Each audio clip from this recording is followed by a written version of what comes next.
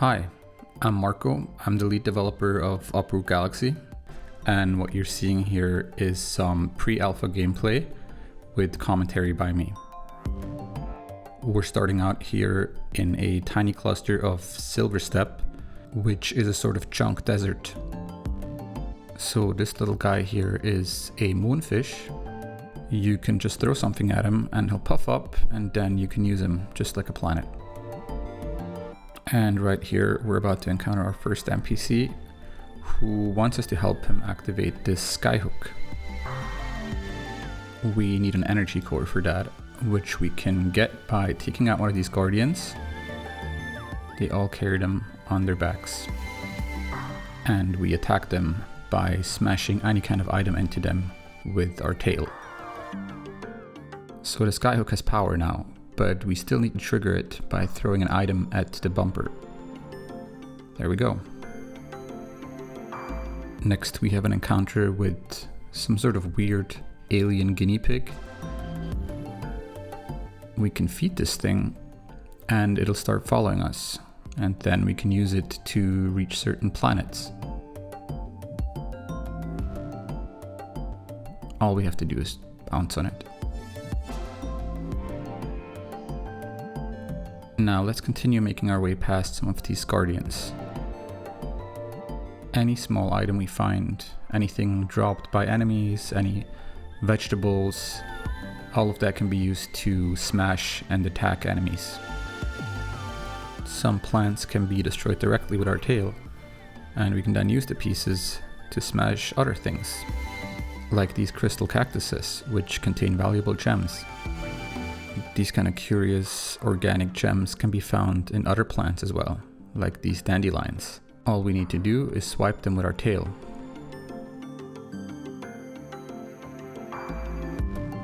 Let's take out this guardian, who was trying to attack us with a saw blade. Now, this giant rusty piece of metal we're on is actually a hollow planet, just like many others in the game, so we can enter it using our phasing power. And once we've cleared some obstacles out of the way, we can exit it on the right, which allows us to reach this star tree planet.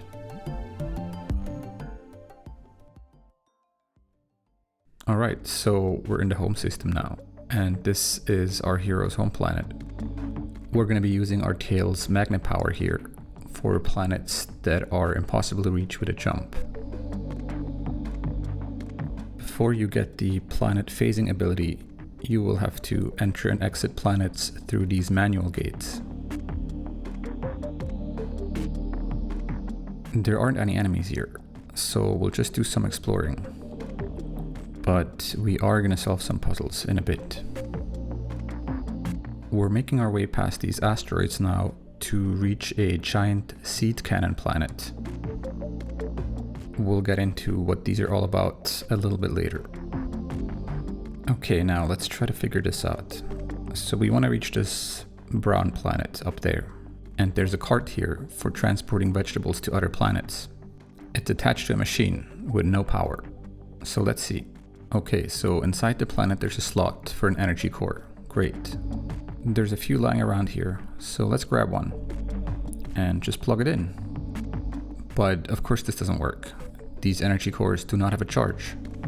Now on the way here we notice this electric tree, which is also looking pretty dead, to be fair. Let's go inside. And its root tentacles look very much alive. We already know it's just hungry. So let's feed it. There we go. It's charged now. Let's just throw our energy core into its lightning crown. And we got ourselves a fully charged core. All we need to do now is plug it in.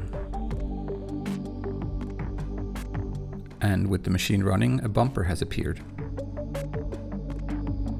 Let's throw something at it. Our vegetable launcher is working, but really, we want to use it. And there we are. Another little puzzle involving these vegetable carts.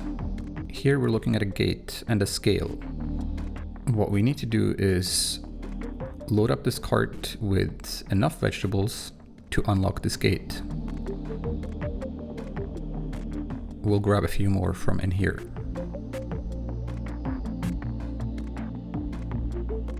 This isn't exactly a smart scale, so we can just cheat a little bit by jumping in it ourselves.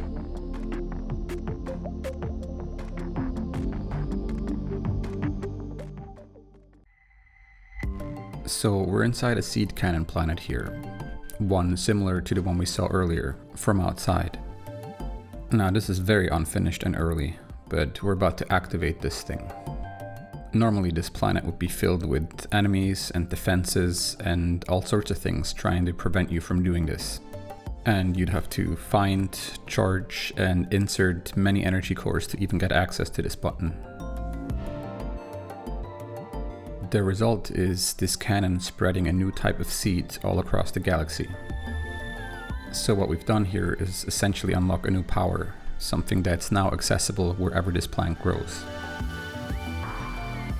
These planets are like major set pieces, and you find one or more of them in each system. For the final part of this video, we're jumping into a much earlier prototype version of the game, so that we can show some gameplay from areas that are still using all prototype art, as well as some other outdated elements. There's a central big planet here that we have to puzzle our way through in order to reach that strawberry we just saw before. And again, this is just using some very old and bad looking placeholder art for everything. We've got puzzles in here that involve feeding these plants that will essentially turn to platforms once you give them the right kind of vegetable, and figuring out the progression through this planet, which involves solving all the puzzles, figuring out what angle to tackle the planet from, defeating the enemies, and finding secrets, of course. That's something that would normally take you 20 to 30 minutes. But we're cutting that short, of course, just for this video. And once you've figured out how to unlock all the shortcuts and reach this area with the many mushrooms, you're going to be able to exit the planet at the exact location that you want. It's essentially all about reaching this ledge with a mushroom so that you can feed this plant and reach the left side of the planet. The final prototype area we're looking at is another one with a giant planet at the center and many orbiting planets around it. We're going to try and reach the center planet here. But what you'll notice pretty quickly is that none of these planets are actually moving. And that's because they're held in place by these so-called mass inhibitors. Our goal here is going to be to destroy all of them. We'll find many in lots of different planets, which will restore each orbiting ring one by one. So we've reached the center planet now, and the first thing we have to do is get rid of this gate.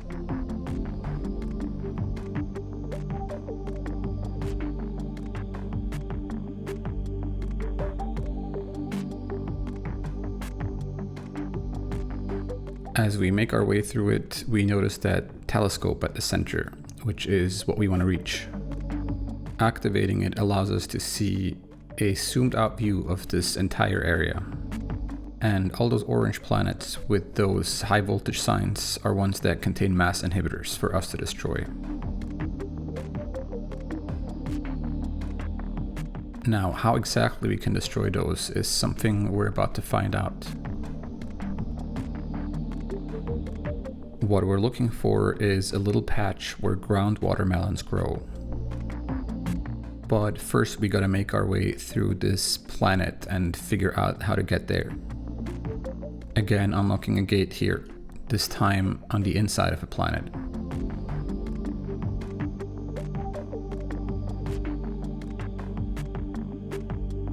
We're about to reach the ground watermelons we were looking for. Now, these are unique melons that actually grow in the ground and contain nothing but groundwater, hence the name. They're fragile though, and start to noticeably leak once they've been thrown around a bit. And we'll use them to simply short-circuit these mass inhibitors. With the inhibitor gone, the first orbit is restored. We can zoom out and see how things have changed. And thanks to these newly orbiting planets, we now have access to more planets in order to destroy the rest of the mass inhibitors. And that's it for our little pre-alpha and prototype gameplay tour. Thanks for watching.